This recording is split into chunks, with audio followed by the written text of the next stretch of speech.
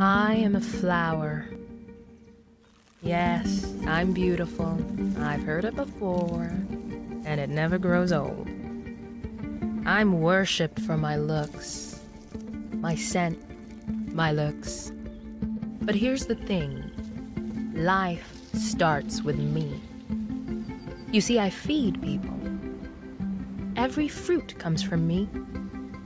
Every potato, me. Every kernel of corn, me. Every grain of rice, me.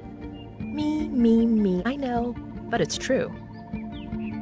And sometimes I feed their souls.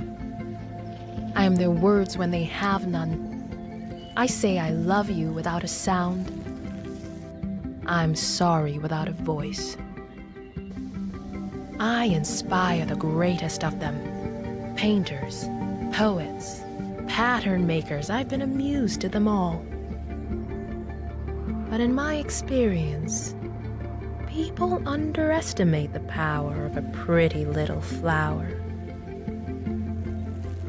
Because their life does start with me. And it could end without me.